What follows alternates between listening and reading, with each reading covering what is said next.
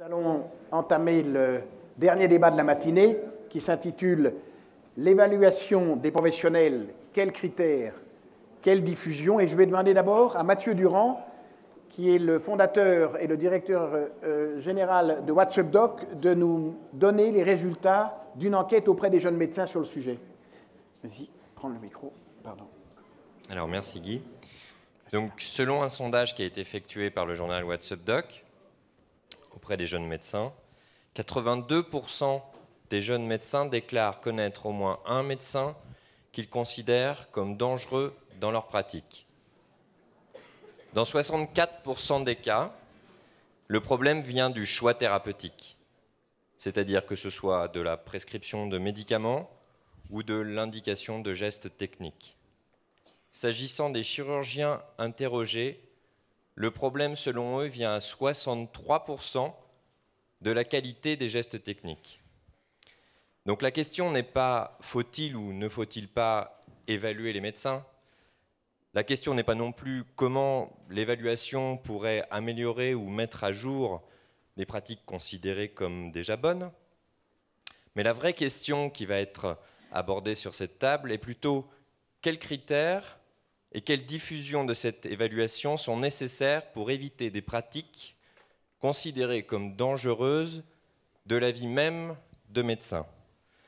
Merci à toi. Voilà, donc j'appelle à la table ronde Michael Benzaki, Xavier Catolino, Jens Deberg-Wittram, Jean-Luc Arouchot, Sir John Took, et le débat sera modéré par notre ami Francis Brunel.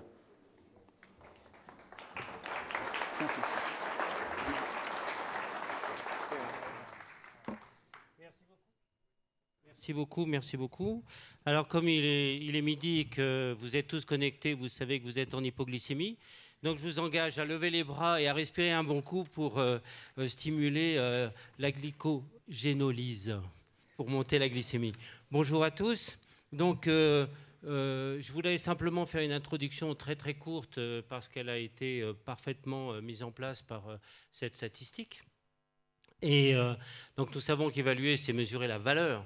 Donc après, se pose la question de savoir comment on évalue la valeur et quel est le contenu de ce mot.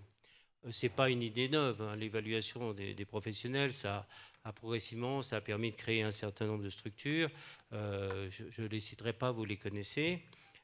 Aujourd'hui, le couplage entre l'évaluation des professionnels et la formation continue, qui s'est appelé FMC, puis qui s'est appelé développement professionnel continu, sont connus.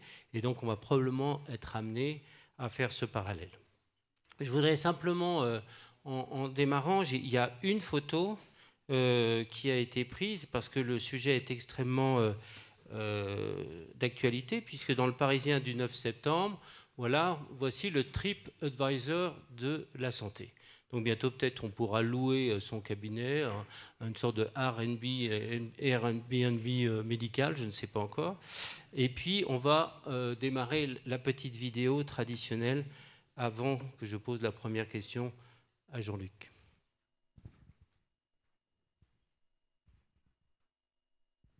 Si la vidéo, donc... Alors, comme je ne suis pas journaliste, je ne sais pas qu'est-ce qu'il faut faire pour remplir le silence terrible, la météo. La météo. Il n'y a pas de vidéo. Alors, il n'y a pas de vidéo. Voilà l'explication. L'explication technique arrive de Laurent Cabrol. Donc, Jean-Luc, donc, l'évaluation, la première question, l'évaluation, pourquoi faire? Oui, que faut-il évaluer? Et puis, la question qui vient tout de suite après, c'est comment évaluer? Alors, que faut-il évaluer? Je pense qu'initialement, ce qu'on souhaitait évaluer, c'est la compétence des médecins. Alors, compétence, c'est un terme qui est difficile à définir.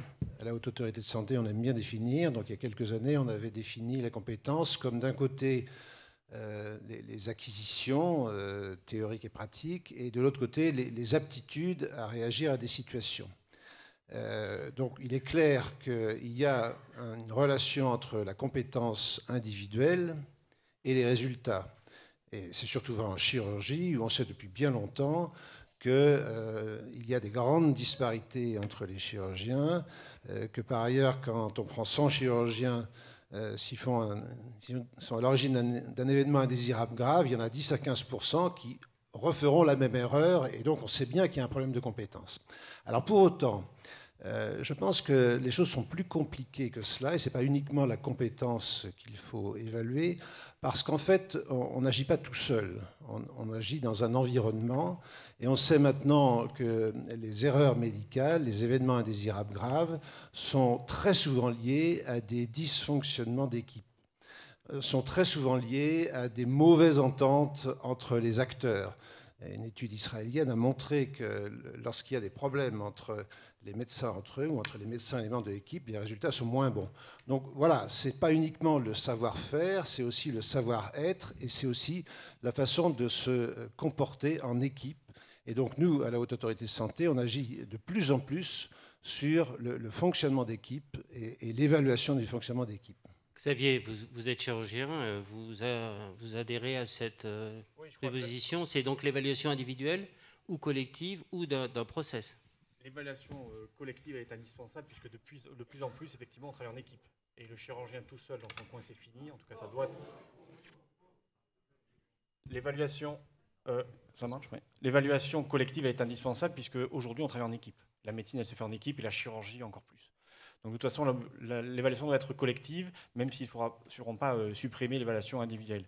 Juste revenir sur le pourquoi faire, peut-être sur la question initiale. Pourquoi faire évaluer, bien sûr, bon, toutes les activités doivent être évaluées. Il y a quand même quelques spécificités pour la médecine. D'une part, bien sûr, c'est l'amélioration de la qualité des soins et c'est de la santé publique, donc c'est un objectif. Et en clair, l'objectif n'est pas d'obtenir que les médecins soient tous excellents. L'égalité dans les compétences, ça n'existe pas. Il y aura toujours des très bons et des moins bons. L'objectif, c'est qu'il n'y ait pas des acteurs ou des pratiques qui soient insuffisants ou déviants. Voilà. Ensuite, le deuxième point, et c'est le corollaire du premier, c'est que ça doit nous amener à adapter et à améliorer la formation initiale et continue. Et là, il faut sûrement replacer les universités et les sociétés savantes au cœur de ce système. Je crois que c'est important. Vous signalez, depuis ce matin, il faut qu'on fasse attention à ne pas confondre l'outil et l'objectif. On voit bien que l'évaluation, c'est un outil pour un objectif. Et il faut absolument qu'on puisse, collectivement, ça a été dit aussi pour le dossier médical, collectivement savoir quel est l'objectif de cette évaluation.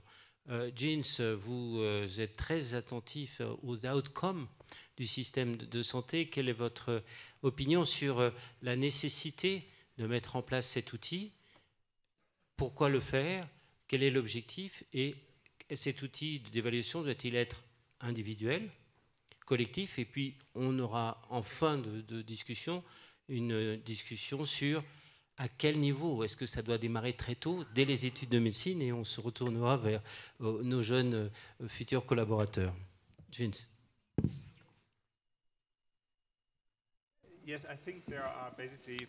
Oui, je pense qu'en gros, il y a deux objectifs de cette évaluation de médecins ou d'équipes ou d'hôpitaux. De mon point de vue, le critère le plus important, c'est qu'il faut améliorer la santé. C'est ce dont on a parlé tout à l'heure. Le problème principal, c'est qu'il y a énormément de variantes en pratique de soins. Pas tous les médecins agissent de la même façon, même si les gens pensent que tout est standardisé. Et il y a d'énormes différences en termes de résultats. Les résultats de soins sont très, très différents. Donc, tout d'abord, pour moi, il est important d'améliorer de manière systématique cette chose-là. Deuxièmement, il y a le droit du patient de prendre une décision éclairée vis-à-vis de leurs soins. Donc ça, c'est à prendre très au sérieux. Si nous savons qu'il y a des hôpitaux ou des médecins ou des équipes qui ont une performance moindre, il ne faut pas cacher cette information aux patients. Ce serait pas juste du tout. Mais pour revenir à la piste d'amélioration, le problème principal, à mon avis, c'est que nous savons tous qu'il y a énormément de facteurs différents qui influencent les résultats d'une procédure médicale, disons. Et on a beaucoup de suppositions vis-à-vis de ce qui pousse une meilleure santé ou une santé qui est pire. Mais la réalité, c'est que nous n'y connaissons très peu. Donc, vous êtes chirurgien expérimenté. Imaginez que vous revenez de vacances de 2 semaines et demie. Le premier jour, vous êtes là au bloc. Est-ce que votre résultat est aussi bon que votre dernier jour avant les vacances? Est-ce que c'est mieux parce que vous êtes tellement détendu et vous avez bu énormément de bon vin et vous avez bien mangé? Ou est-ce que c'est pire parce que vous avez perdu un petit peu de votre expérience? Est-ce que ce serait mieux d'avoir votre meilleure infirmière à vos côtés ou d'avoir un apprenti très motivé? Est-ce que ce serait mieux d'avoir le même bloc pour lundi? Voilà, on a très peu de données là-dessus. Vous n'êtes pas pour la suppression de vacances. Non, ce que je voudrais encourager, c'est la collecte de résultats, les résultats obtenus au niveau de l'équipe, au niveau du médecin, voire au niveau de l'établissement. Et il faut que ces informations soient disponibles. Il faut apprendre ce qui est le moteur des améliorations et après, il faut mettre en pratique. Quel est votre avis? Pourquoi est-ce qu'il faut évaluer les processus et les professionnels et quels sont les résultats probables? Quels sont les outils à notre disposition? Alors, je suis tout à fait d'accord avec Jens. C'est l'idée d'améliorer la qualité des soins de santé et réduire les variations en termes de résultats que nous voyons à travers tout le système de soins de santé. Je pense que, ceci dit, il faut souligner 2 moteurs sociaux pour cette envie de voir plus d'évaluation. Tout d'abord, donc on en a déjà parlé aujourd'hui, il y a la démocratisation de la connaissance. Les patients, les citoyens sont nettement plus au courant de choses qui concernent la santé et les conséquences. Et donc, il y a cette attitude consumériste vers la santé. Si vous êtes consommateur de quelque chose, vous voulez avoir un choix. Vous ne pouvez pas choisir si vous avez des connaissances, si vous n'avez pas les connaissances sur le produit. Donc ça, c'est un facteur important.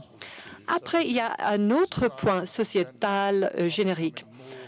De manière générale, les sociétés n'aiment pas les risques et de plus en plus.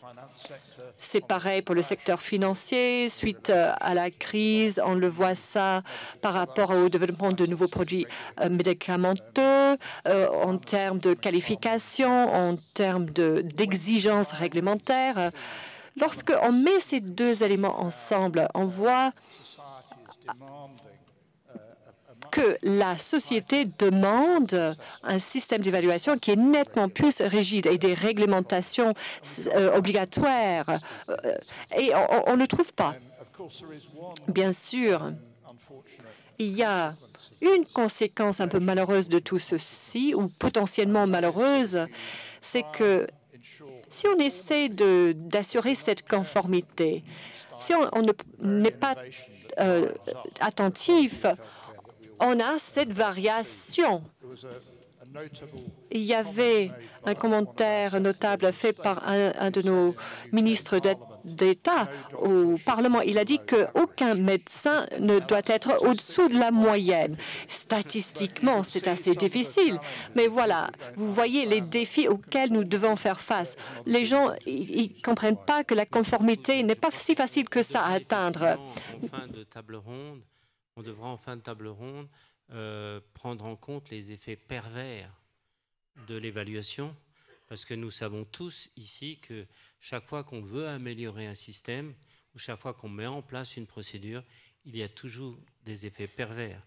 Il y a le pile et le face dans toute action humaine.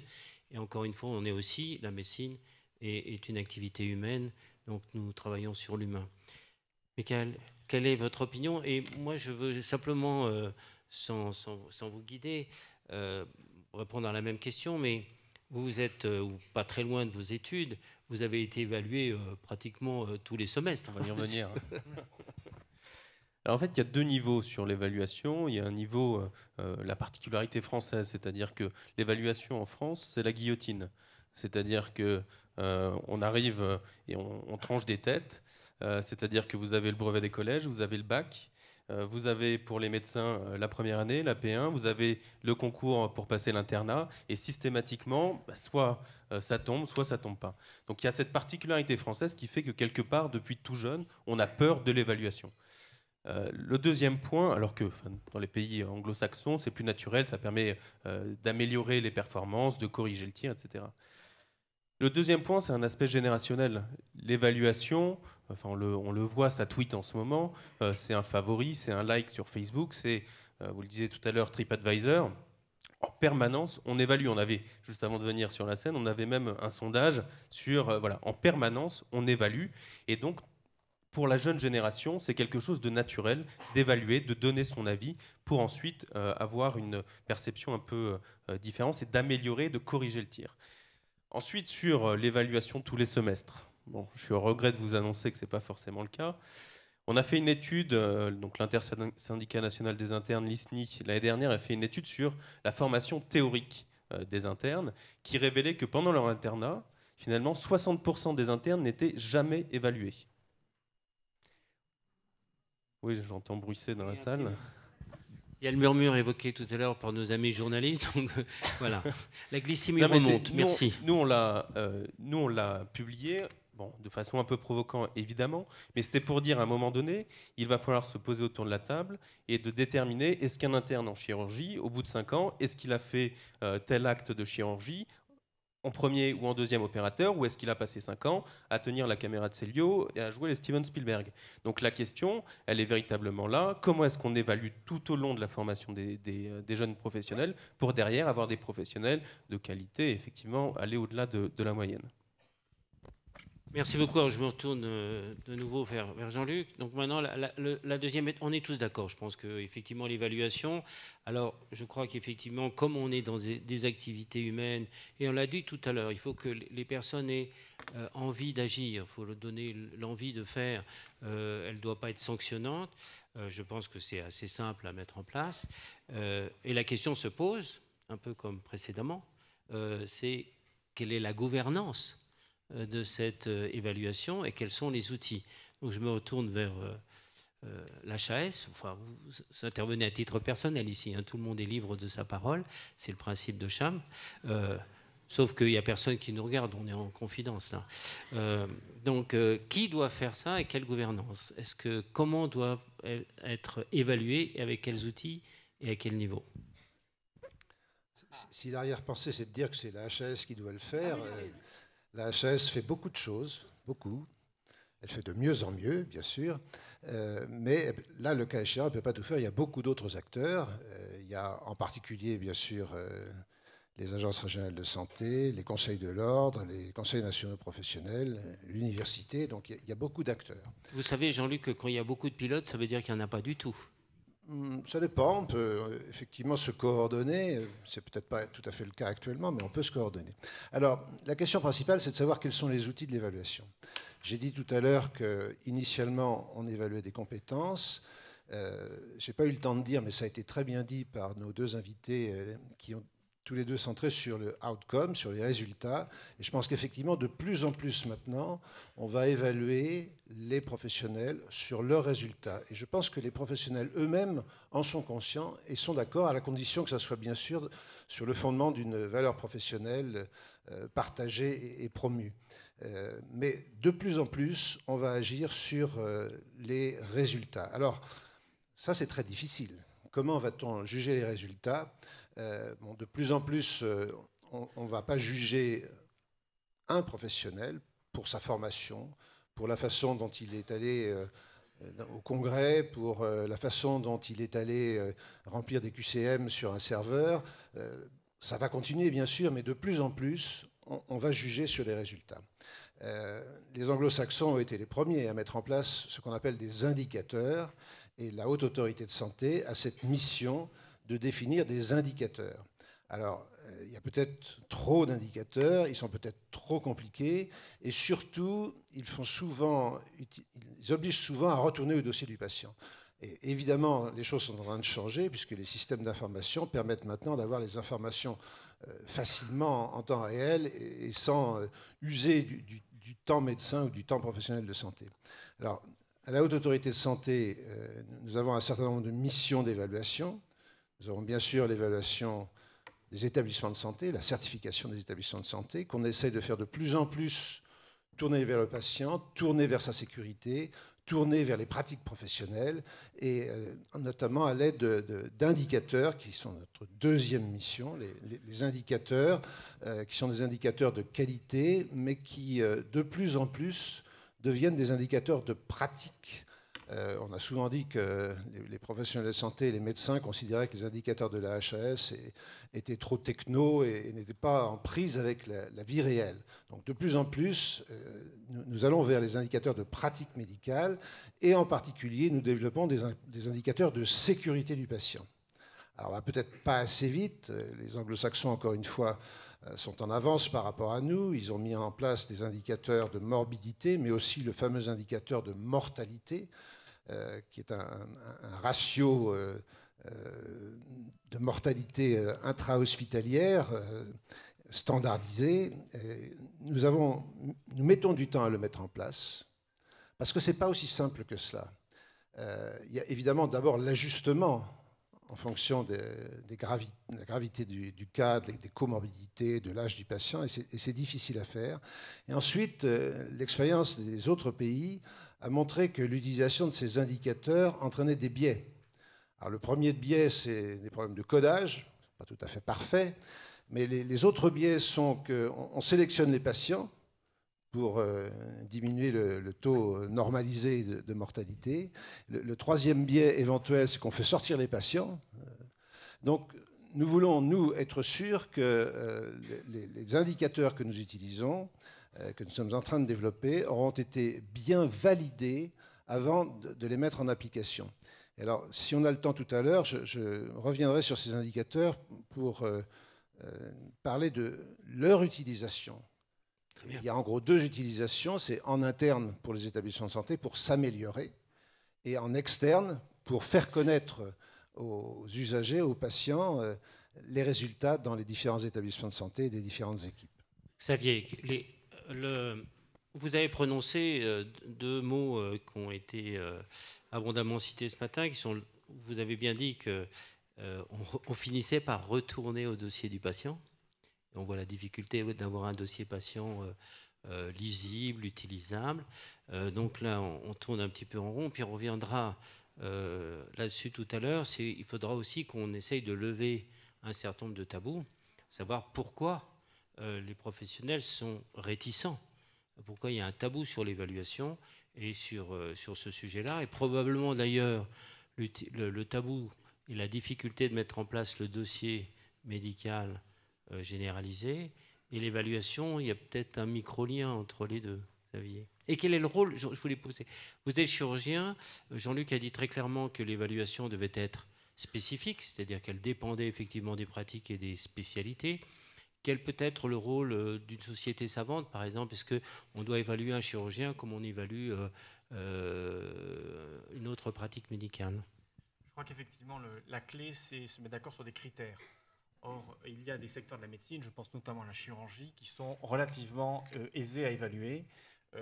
La chirurgie, il y a des indicateurs qui peuvent être transspécialités et qui sont des indicateurs pas seulement quantitatifs, comme c'est trop souvent le cas, mais plus qualitatifs, comme c'est développé notamment dans HCHOM sur les résultats, sur les outcomes. Et là, effectivement, ces indicateurs, qui sont des indicateurs, par exemple, de taux de transfusion, de taux de reprise, de réintervention, de mortalité, nous les avons. Aujourd'hui, ils existent dans les bases informatiques. Enfin, nous les avons, les tutelles les ont, mais elles ne sont pas forcément toujours diffusées parce que peut-être que c'est difficile à exploiter, il y a des problèmes effectivement peut-être d'organisation. Mais il y a énormément d'indicateurs qui sont des indicateurs objectifs, qui sont relativement fiables et sur lesquels, et ça rejoint ce que vous disiez, il est essentiel que les sociétés savantes soient impliquées. Et je crois qu'il faut que par spécialité, pour chaque spécialité, on choisisse 2, 3, 4 pathologies les plus fréquentes et que les sociétés savantes donnent leur avis sur des critères qui sont des critères qui soient relativement fiables. Tous les critères peuvent être critiqués, mais globalement, on sait qu'il y a des critères qui peuvent être fiables. Et également aussi, par rapport à outcomes, associer l'avis des associations de patients pour avoir, notamment sur la qualité de vie, avoir également des critères qui sont des critères non pas seulement qualitatifs de post-opératoire immédiat, mais également de suivi en qualité de vie. Donc je crois que mettre les sociétés savantes au cœur du système avec une institution qui en aura la charge pour définir des critères, associer l'association de patients, et une fois qu'on a ces critères-là, ensuite c'est uniquement utiliser la base numérique et ensuite voir effectivement ce qu'on en fait, ce qui est un autre sujet. Je vais vous poser une question que je poserai tout à l'heure à John, c'est surtout que, mais peut-être vous pouvez me répondre tout de suite, c'est que est-ce que ces indicateurs doivent être, on l'a vu tout à l'heure pour le dossier pharmaceutique ou le dossier médical, est-ce que ça doit être exhaustif ou est-ce qu'on sait qu'en fait 4 ou 5 indicateurs sont liés aux autres qu'on pourrait décliner? Est-ce qu'il faut être exhaustif sur la totalité, la couleur de la salle d'opération, par exemple? Une fois de plus, si on met trop d'informations, ça va tuer l'information, on n'aura plus de critères. Il faut choisir des critères qui soient fiables. Il y aura des critères transspécialités qui vont concerner toutes les spécialités, notamment en chirurgie. Et puis il y aura pour chaque spécialité quelques critères plus spécifiques. Je pense notamment pour la cancérologie, les taux de survie et la qualité de vie. Il y aura des choses plus spécifiques. Voilà. Et ça, avec des critères simples, il ne faut pas aller chercher des critères qui sont trop compliqués. Jean-Luc, vous vouliez intervenir? Je suis absolument d'accord. Il faut effectivement peu de critères, des critères simples. Mais il y a un critère qui devient majeur, c'est l'indicateur de satisfaction du patient. Et ça, c'est absolument indispensable. La façon dont le patient a ressenti sa prise en charge. Bon, vous savez que dans la certification des établissements de santé, on a mis en place une modalité qui s'appelle le patient traceur, et on suit le patient au fil de ses déplacements dans l'établissement. Et nous avons reçu de la DGOS la mission de développer l'indicateur de satisfaction des patients qui s'appelle ISATIS. ISATIS est maintenant opérationnel dans tous les établissements et pour tous les patients qui ont une connexion Internet, puisque l'interrogation se fait par Internet. Et la question que nous allons nous poser fin septembre, c'est de savoir si on le met public dès la fin de l'année ou simplement l'an prochain. John, you wanted to... Yeah, if I could add to that, I agree that the patient experience or patient satisfaction is a critical part of the assessment. We can conceive of quality as a measurement of the defined outcome, the achievement of safety, but fundamentally it's about the total patient experience. And one of the things that our General Medical Council, the regulatory body in the UK, has done in setting up a process of revalidation of every medical practitioner every 5 years, that process involves a 360-degree patient survey, so that how patients perceive you is very much taken into account. It also takes into account a 360-degree appraisal of how your colleagues, both those you work with and report to, and those that are your leaders and managers perceive you as well. And I think this is an incredibly important part of this. It's not simply about skills, it is about behaviours and how you relate to the rest of your healthcare team. That can be lost if you just focus on your own skill competency. You can still be part of a dysfunctional team and damage the overall outcome unless that particular facet is attended to. Je vais donner la parole à Jen sur ce sujet plus particulier, mais effectivement c'est important parce qu'on pourrait imaginer, lorsqu'on met en place ces critères, ces indicateurs, d'avoir une évaluation un peu technique, alors que l'appréciation, plus que l'évaluation, l'appréciation de la prise en charge médicale par les patients prend en compte le charisme. Mon médecin est sympa. Et voilà, on a aussi beaucoup ça. Quand on est médecin, on reçoit des coups de fil, tu n'aurais pas un dentiste sympa. Bon, on sait qu'il est bon, mais il faudrait qu'il soit en même temps sympathique. Jens. Un peu plus compliqué que ça, quand même. Oui. Je fais le journaliste un petit peu, quand même, pardon. Position opinion. Pardon, Philippe. Well, you know, I think... Eh bien, il y a deux aspects. On doit clairement différencier entre ces deux aspects. Le premier, c'est l'expérience du patient. Et l'expérience du patient comprend beaucoup d'informations très importantes et qui ont une grande valeur. Est-ce que j'ai reçu suffisamment d'informations? Est-ce que j'ai bien compris comment appliquer mon traitement chez moi? Est-ce que le médecin a passé suffisamment de temps avec moi pour m'expliquer des choses pertinentes? Tout cela est extrêmement important. Parfois, les gens ont une confusion et disent l'expérience du patient concerne la propreté de la salle, la nourriture, et est-ce que le concierge ou la personne à l'entrée de l'hôpital était sympa. Il faut faire attention. Il y a des choses qui ne sont pas liées à la qualité des soins qu'on peut mesurer parce qu'on veut informer peut-être le cuisinier que sa nourriture n'est pas bonne, mais ça n'a rien à voir avec l'amélioration de la livraison des soins. Alors, une partie de l'expérience des patients, c'est ces résultats. Et à l'intérieur de ces résultats, il y a les résultats comme ils sont perçus par les patients. Et ça, c'est quelque chose d'essentiel pour moi. Lorsqu'on parle des résultats décrits par les patients, eh bien là, on rentre dans un niveau complètement nouveau d'information. Permettez-moi de vous l'expliquer. On a beaucoup d'informations concernant les résultats aujourd'hui dans les dossiers électroniques. Vous pouvez peut-être trouver dans votre ordinateur, dans votre système informatique. Vous pouvez voir si le patient a perdu beaucoup de sang pendant l'opération, s'il y a eu une infection après. Vous aurez ces informations, vous les trouverez.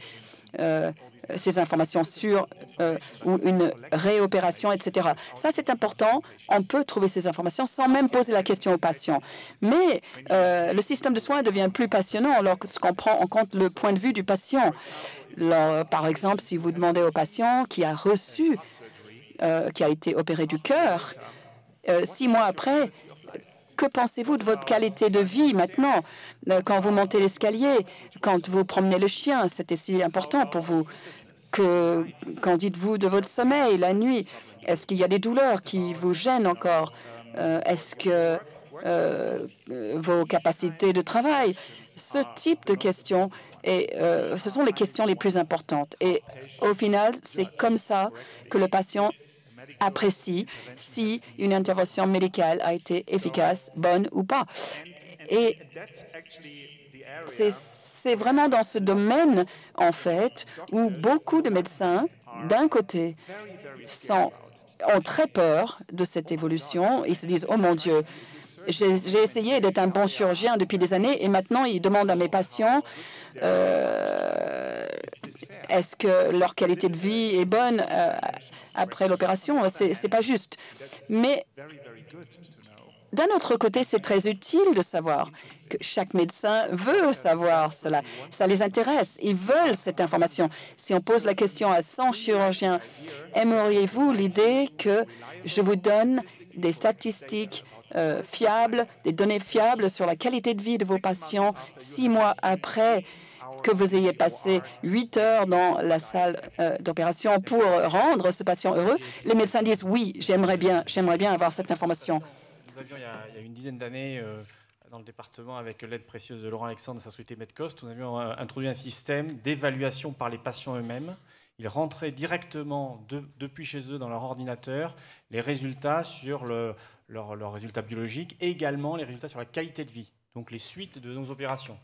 Évidemment, l'ego en prenait évidemment un coup parce que c'était bien beaucoup moins bon que ce qu'on croyait, mais au moins on avait la vérité des choses. Et ce système, on a rentré plus de 700 ou 800 patients, ça s'est terminé sur ce format parce qu'il pour des raisons techniques et administratives. On l'a poursuivi avec toujours des questionnaires remplis par les patients sur la qualité de vie, mais des questionnaires qui ne sont pas remplis en consultation ou qui ne sont pas remplis dans la salle d'attente. Non, avec l'effet un peu blouse blanche. Pas devant le médecin, quoi. Jamais, jamais, parce qu'un malade ne vous dira jamais que ça ne va pas bien. Il vous dira que ça va pas trop mal, et nous, on marquera, oui, bon, ça va à peu près bien. Il s'est rempli chez eux, avec des questionnaires qui doivent être validés, qui sont internationaux, et qui sont des questions avec qualité de vie. Et ensuite, c'est rentré dans une base de données, et on a des informations extrêmement précieuses qui nous permettent d'adapter nos pratiques. Oui, j'aimerais compléter sur une chose, sur 2 points. La première, c'est qu'on peut intégrer d'un point de vue institutionnel l'expérience patient, mais derrière, on aura toujours la société civile qui viendra avec des applications, avec Internet, qui viendra nous challenger là-dessus. Donc ça, c'était le premier point. J'aimerais rebondir sur ce que vous disiez à l'instant. Dans le colloque singulier entre le médecin et le malade, c'est difficile d'avoir une évaluation, c'est-à-dire que, par définition, ce colloque singulier, ça concernait uniquement le médecin ou uniquement le malade. Donc d'avoir une intervention extérieure, par différents outils, on y reviendra peut-être, c'est quelque chose d'extrêmement dérangeant pour le professionnel. Vous l'avez bien dit, c'est-à-dire que le patient, globalement, il ne va pas forcément oser dire qu'il n'a pas compris une parole du médecin, comment prendre son traitement, comment réguler son traitement, s'il doit prendre un demi-cachet en moins par semaine, etc. Et donc, les évaluations, soit par le smartphone, soit par Internet, soit directement intégrées au sein des établissements de santé, est une valeur ajoutée indispensable maintenant pour pouvoir optimiser la prise en charge des patients et finalement pour être plus à l'écoute des patients et que les professionnels soient plus à l'écoute. On a un peu tendance à être auto-centré entre professionnels de santé et c'est vrai que ça fait du bien parfois de s'ouvrir un petit peu. Je vais vous donner la parole, Jean-Luc. Juste un petit mot pour dire aussi quelle pourrait être une expérience hospitalière, puisque nous avons, à l'intérieur de l'hôpital que j'occupe, vécu 2-3 accréditations et 1 ou 2 certifications. L'expérience que j'ai comme responsable de la CME à cette époque, c'est que la période préparatoire à la visite des experts, donc à l'évaluation, est un formidable moment de cohésion de l'équipe soignante, médicale, administrative et paramédicale. C'est un moment où il y a un projet. Et c'est vrai qu'une fois que les experts sont passés, tout le monde fait ouf, et puis ça se délite un petit peu. Donc comment pourrait-on faire, en particulier dans les structures hospitalières, les institutions, et peut-être aussi au niveau des individus, pour que cette évaluation soit une sorte d'encouragement permanent. Jean-Luc, vous vouliez intervenir? Oui, avant de répondre à cette question, je voudrais revenir sur le colloque singulier. Parce que je pense que la médecine actuelle est de moins en moins un colloque singulier entre le médecin et le malade. Si on prend même l'exemple de la chirurgie, les erreurs en chirurgie, c'est bien sûr l'expérience du chirurgien pendant l'acte, mais c'est en amont de l'acte l'indication, qui n'est pas décidée uniquement par le chirurgien, qui de plus en plus se décide, comme dans d'autres disciplines, lors de réunions de concertation pluridisciplinaires. Et puis c'est le post-opératoire avec l'équipe entière qui vient s'occuper des suites de l'intervention. Donc même en chirurgie, c'est plus vraiment mon chirurgien, c'est l'équipe de mon chirurgien. Je ne parle même pas de mon domaine à moi, la cancérologie, où évidemment ce n'est pas mon cancérologue, c'est des décisions qui sont prises tous ensemble. Donc, voilà, je voudrais un peu nuancer ça, parce que l'appréciation que le malade porte sur sa prise en charge, c'est certes un peu sur un médecin précis, mais c'est plus globalement sur l'équipe. Alors pour répondre à votre question, je pense qu'on arrive maintenant au point important, c'est l'évaluation pourquoi faire. Et je pense qu'il y a 2 façons. Il y a une évaluation avec une décision individuelle pour un médecin, ce que vous avez appelé la recertification. Aux États-Unis, il y a la crédentialisation, il y a la privileging, qui sont donc des modalités d'évaluation qui débouchent sur des décisions et éventuellement sur des décisions d'accréditation des hôpitaux. Donc voilà, c'est la première utilisation de l'évaluation et des indicateurs, c'est de prendre des décisions concernant des individus ou des hôpitaux. La Haute Autorité de Santé, que je représente ici, n'a pas le pouvoir de contrôle, elle n'a pas le pouvoir de sanction. Et donc nous croyons, nous, beaucoup plus à 2 autres utilisations de l'évaluation qui sont l'appropriation par les professionnels et par les équipes des situations et des progrès qu'il y a à faire. On décrit un événement indésirable grave, on l'analyse, on cherche à savoir comment on peut éviter qu'il ne se reproduise et on suit le résultat des méthodes que l'on pratique. C'est la technique habituelle de l'amélioration de la qualité des soins qui doit être le plus possible faite en équipe, notamment dans des réunions de morbi-mortalité ou dans des réunions de retour d'expérience. Et je pense que l'utilisation première des indicateurs, ça doit être ça, que les établissements de santé, voire les équipes pluriprofessionnelles en médecine de ville, puissent se saisir de leur expérience, l'analyser et l'améliorer en se comparant éventuellement à ce qui existe ailleurs. Et ça permet de terminer avec le deuxième intérêt, à mon sens, des évaluations, qui est le benchmarking. Je crois beaucoup à la publication des résultats pour une meilleure information des patients, c'est évident, mais aussi pour une stimulation vers le haut des établissements de santé. Alors, nous avons mis en place un site à destination des usagers, mais qui est très utilisé par les établissements de santé et par les professionnels, qui est le site Scope Santé, sur la qualité des soins dans les établissements. Je pense qu'il va falloir aller plus loin. J'ai fait allusion tout à l'heure à l'indicateur de satisfaction qui sera ultérieurement sur ce site, mais il faudra aussi publier des indicateurs de résultats qui permettront aux patients de choisir, à leurs médecins traitants de choisir, mais aussi aux établissements de se positionner par rapport aux autres.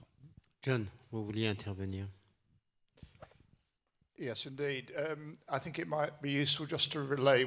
Oui, je crois que ça serait peut-être utile de vous dire ce qui se passe au Royaume-Uni par rapport à l'évaluation des institutions. Nous avons quelque chose qui s'appelle le Care Quality Commission, qui évite le problème de préparer pour la visite et que tout retour à la marche normale après. Il y a également des visites non annoncées qui, bien sûr,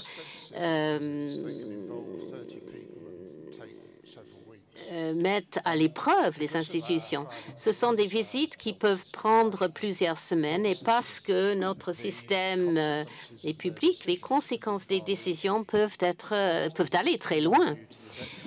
Très souvent, à mon avis, au détriment du système, parce que ce sont des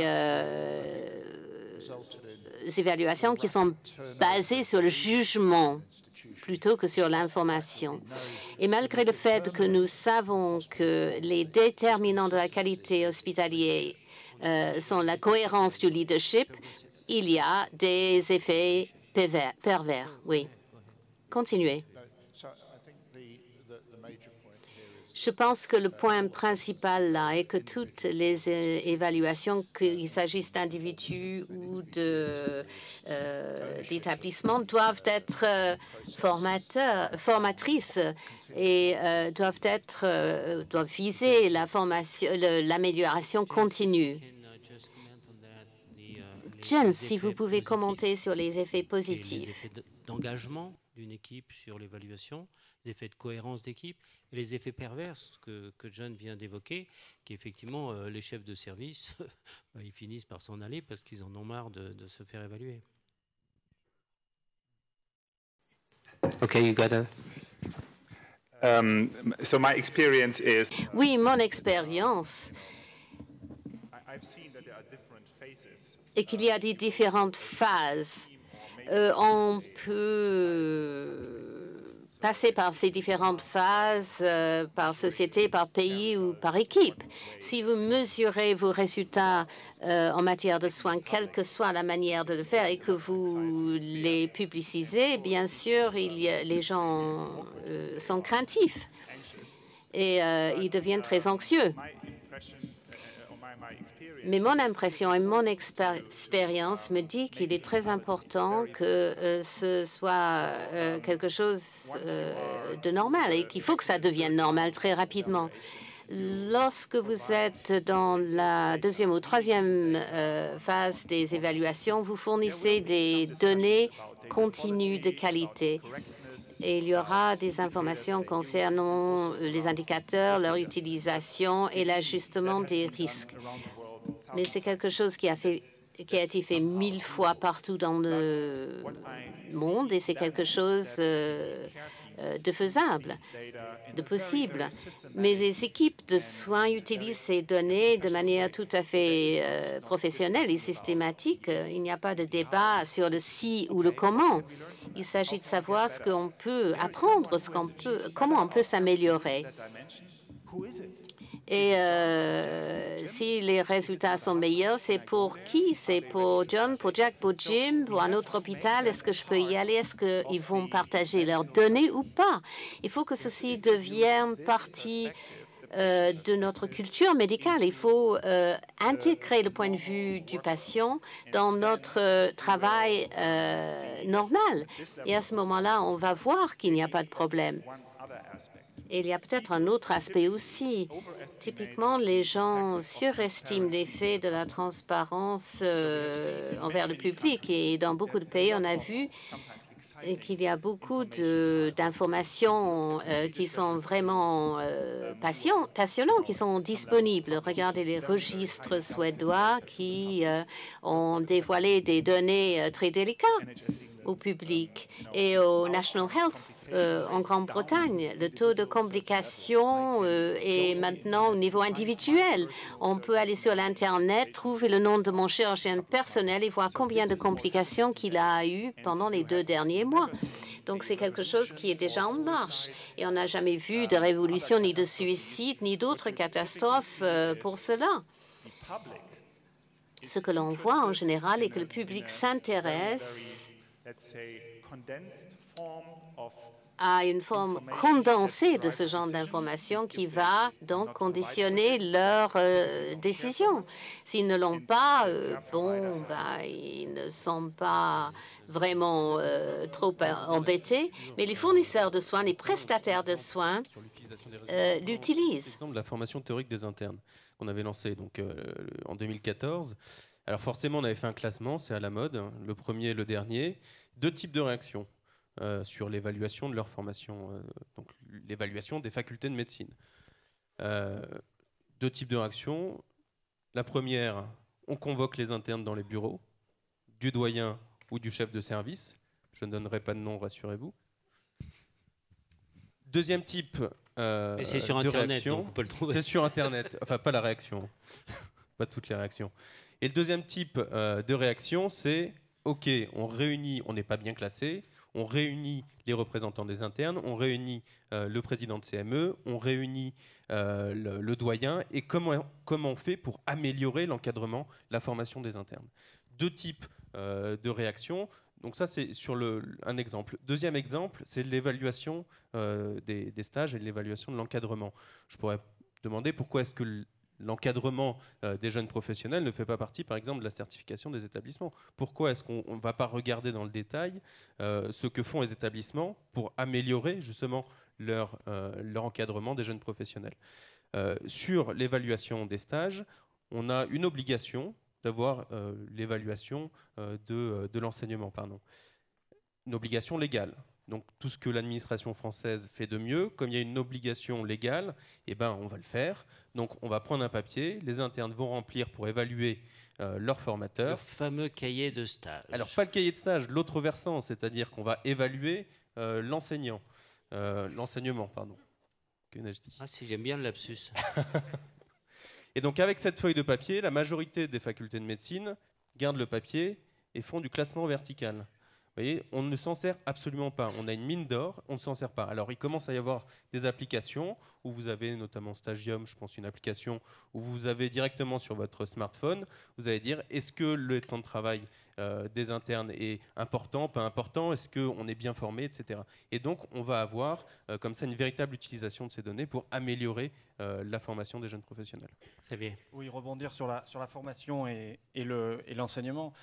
Sur la formation, c'est vrai qu'effectivement, je crois qu'un des buts de l'évaluation, c'est effectivement d'améliorer la formation des médecins, et en initial, en continu. Et c'est vrai qu'on peut, et ça sera l'occasion d'une table ronde après, utiliser toutes les nouvelles possibilités, notamment, on voit les Massive Open Online Courses, les MOOCs. Il y a eu la semaine dernière le premier MOOCs en France de chirurgie ambulatoire avec plusieurs universités parisiennes.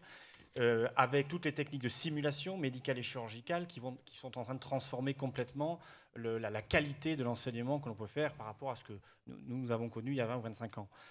La deuxième chose, c'est sur la certification, la formation des internes dans les stages. C'est vrai que par exemple au Canada, il existe un système qui est validé, contrôlé par ce qu'on appelle le Collège royal. C'est-à-dire que les stages, les services qui sont validants pour les internes ont des objectifs de formation qui sont des objectifs qui sont évalués par l'interne, effectivement. Ce sont les internes qui évaluent. Alors, effectivement, je pense que c'est ça quelque chose de sain, oui, sous réserve, bien sûr, de le contrôler. Et je pense que c'est tout à fait sain, à condition qu'effectivement, il y ait des garde-fous par rapport à ça. Et les services sont évalués. S'ils ne remplissent pas les fonctions, ils sont réévalués 2 ans plus tard. Et s'ils ne remplissent toujours pas les fonctions d'enseignement des internes, ils n'ont plus la certification, ils ne sont plus validants pour avoir des internes.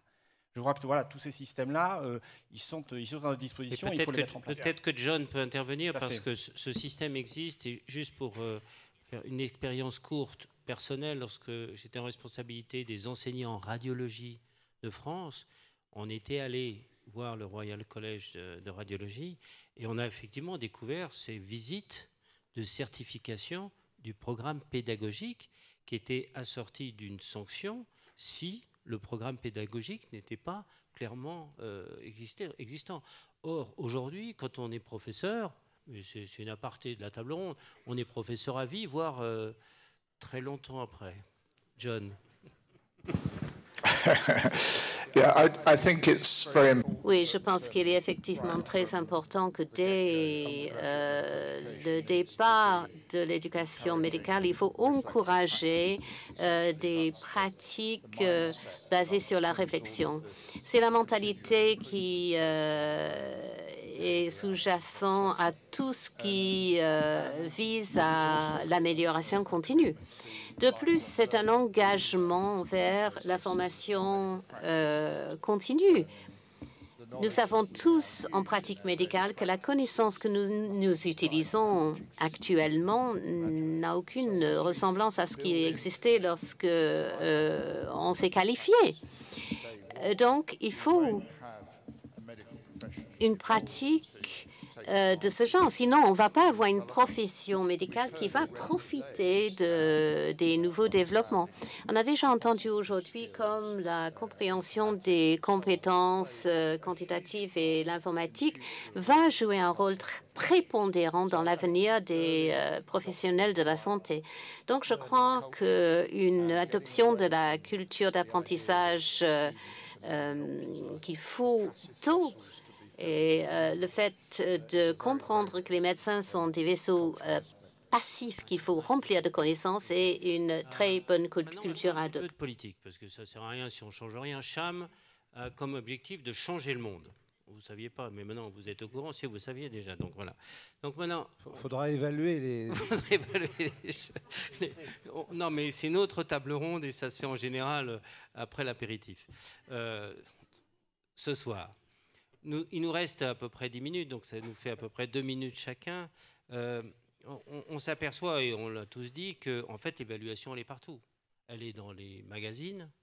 Les hôpitaux se comparent les uns avec les autres. On est très content quand on est en tête du classement, moins content quand on est en queue. Les facultés, bien qu'elles ne le disent pas, se comparent. Les étudiants savent très bien quel est le taux de réussite à l'ECN de telle et telle faculté. Moi, je connais des amis qui ont loué des studios pas loin d'une très très bonne faculté pour que leur enfant puisse accéder à cette faculté. Donc, l'évaluation, elle est là. Elle est là, elle est présente partout, tout le temps. Vous venez de dire que probablement les stages d'interne seront maintenant sur Internet puisqu'il y a une application. Donc, on n'échappera pas à la publication de ces évaluations. Cependant, on s'aperçoit qu'il y a une très grande réticence à la mise en place de systèmes d'évaluation. On parlait de la réticence de mes collègues professeurs de radiologie à venir évaluer le cursus pédagogique de la maquette, les maquettes de formation. Aujourd'hui, il n'y a pas de structure. Les sociétés savantes ne valident pas les projets pédagogiques dans nos universités. Donc maintenant, j'aimerais qu'en quelques minutes, chacun, 1 minute 30, 2 minutes, vous puissiez me dire, quel est votre diagnostic, pourquoi il y a ces réticences et comment on les lève. Qui veut commencer? Là, il n'y a pas d'ordre. On commence par... Les jeunes, en général, font de la politique très bien. Michael. Alors, parce qu'ils n'ont pas la langue de bois, pas encore. Pas encore, ça va vite. Ah merde. J'ai plus de langue du tout, là. Mais séché. Alors, globalement, oui, évidemment, il y a des réticences, c'est ce que je disais tout à l'heure, mais des réticences qui sont culturelles. Je pense que, globalement, quand je parlais de guillotine, c'est vraiment ça. C'est-à-dire que, dès le début, on est habitué à l'évaluation sanction. Et il faut réussir à lever ce tabou-là. Je me souviens avoir une discussion avec mon doyen de l'époque, me disant mais qu'est-ce qu'il faut faire pour que les étudiants réussissent mieux. Donc je me retourne vers les étudiants et ils me demandent plus d'évaluation. Donc au lieu d'avoir une évaluation chaque année, ils veulent des évaluations tout au long de l'année, en continu, pour pouvoir améliorer, in fine, leur performance, leurs compétences sur les sujets de médecine. Donc il faut lever véritablement ce tabou. C'est compliqué, mais je pense qu'on va réussir. Et puis on est là pour changer le monde, donc pourquoi pas. Oui, alors évidemment, les réticences tiennent au risque de stigmatisation, voire au risque juridique. C'est pour ça que à la HAS, on a une vision complètement différente. On a une vision de développement de la culture qualité, et je dirais de la culture qualité en équipe. J'ai beaucoup insisté sur la notion d'équipe. Bon, c'est ainsi qu'on a développé des accréditations d'équipes monodisciplinaires. C'est ainsi que nous travaillons sur des équipes pluridisciplinaires dans un programme qui s'appelle le programme PACT. Donc ce à quoi nous croyons, c'est qu'il faut qu'ensemble, sans chercher à stigmatiser tel ou tel, on puisse profiter d'une alerte, et notamment d'une alerte par des indicateurs, pour analyser et progresser. On croit beaucoup plus à cela qu'à la punition. Et je suis d'accord avec mon jeune collègue pour dire qu'il faut qu'on franchisse ce pas. On n'est pas là pour couper des têtes, on est là pour tous ensemble essayer de travailler et de progresser. Juste, si vous me donnez 30 secondes de plus, on ne peut effectivement pas lutter contre le progrès et contre le désir de publier l'évaluation partout. Donc on a eu, il y a quelques années, les publications des hebdomadaires sur la qualité des établissements de santé avec des classements, ce que nous refusons à faire parce que qui dit classement dit cotation. Et comment fixe-t-on la cotation de tel ou tel critère? Donc nous ne faisons pas de classement et nous faisons une évaluation, on va dire, complète de l'ensemble des établissements. Mais ça va maintenant plus loin. Il y a un site d'usagers qui s'appelle Hospitalidé. Vous faisiez allusion au TripAdvisor aux États-Unis. Il y a le Surgeon Card où les chirurgiens sont jugés. Donc ça, on ne pourra pas lutter contre cela. Il y a évidemment une tendance naturelle à faire en sorte que tout soit classé et tout soit public. Donc c'est pour ça que moi, je tiens à dire que, évidemment, on ne peut pas s'opposer à ça, mais qu'il faut que nous puissions apporter une solution alternative, qui est une solution d'évaluation sur des critères validés, complets et évolutifs. Il faut que les professionnels s'en emparent pour éviter que les autres le fassent à leur place. Xavier. Un mot en parallèle, on parle d'évaluation d'équipes de base de données. Un mot avec l'autre événement annuel cette année, c'est la Coupe du Monde de rugby avec Cham. Aujourd'hui, les joueurs de l'équipe de France de rugby, comme les All Blacks, les Springboks, sont équipés de petits capteurs sous le maillot. Ce sont actuellement les seules équipes au monde. Ils les ont pendant toute la durée de la Coupe du Monde pour évaluer leur performance avec leur vitesse, leurs accélérations, les impacts quand ils avancent et reculent, et individuellement et collectivement. Donc voilà, donc il faut le voir comme quelque chose de positif qui va permettre d'améliorer les choses. On espère quand même que la France battra l'Angleterre. Oui. Ouais. John, we are sorry, you're going to lose. Et juste un dernier mot pour dire qu'effectivement, sur les publications, je crois que la clé, c'est effectivement, il faut décloisonner les données PMSI informatiques doivent être diffusées et intégrer des critères qualitatifs, associer les sociétés savantes pour les critères et les universités pour les formations. Et puis ensuite, effectivement, il faut de la volonté politique. Non, Xavier, moi je suis désolé parce que cette table ronde se tenait à peu près avant que tu ne parles rugby devant nos amis anglais. James. Je pense que ce qui sépare les médecins des autres professionnels, c'est qu'il s'agit de personnes très concurrentielles. Donc, il y a la concurrence à l'école, à l'université. Ils veulent avoir les meilleures notes, les meilleures positions. Donc, ça, il ne faut pas l'oublier.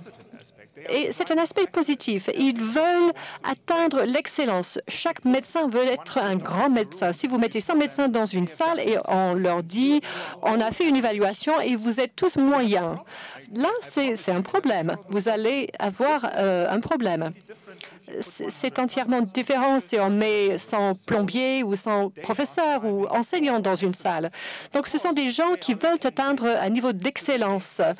Et souvent, ils manquent de connaissances. Donc, ils font semblant d'être grands parce qu'ils sont grands professeurs, ils sont formés en France, à telle ou telle faculté. Ils sont grands parce qu'ils ont eu tel ou tel patient, un certain nombre de patients, parce que j'utilise cette technologie, cet équipement. Tout le monde veut absolument trouver des arguments pour expliquer leur grandeur. Si on met sur la table les bonnes données, et là, je parle des résultats qui sont importants pour les patients, les médecins vont vouloir atteindre l'excellence et tout le monde va en bénéficier.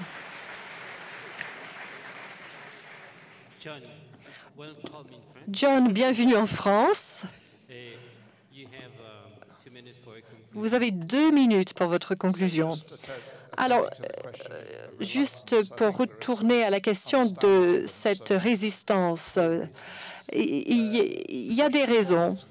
Les organismes professionnels peuvent fonctionner comme société et peuvent nier les progrès. Au pire, ils peuvent obstruer les progrès, mais au mieux, ils peuvent accepter, adopter et s'assurer que leurs adhérents s'engagent entièrement. Je suis d'accord, c'est absolument important que la profession soit propriétaire. Donc, il y a la pression des pairs et c'est une manière très puissante d'introduire ceci, plutôt que quelque chose qui est hiérarchique, qui part du haut vers le bas. Cette préoccupation que l'autorité de réglementation va jeter la faute sur certains professionnels est niée. Dans la médecine, c'est toujours une question de risque et de bénéfice. Donc, vous vous faites effondrer si vous ne soutenez pas le résultat voulu. Mais les autorités de réglementation ne sont pas guillotinées si elles ont nié l'opportunité de prendre une initiative. Au fil des années, qu'est-ce qu'ils ont fait? Ils ont repoussé les frontières de ce qui est possible. Et c'est ça qui est un risque. Et c'est pour cela qu'il n'y a pas tout à fait le même paradigme. Donc, on ne veut pas étouffer l'innovation et ce désir de vouloir de bonnes évaluations.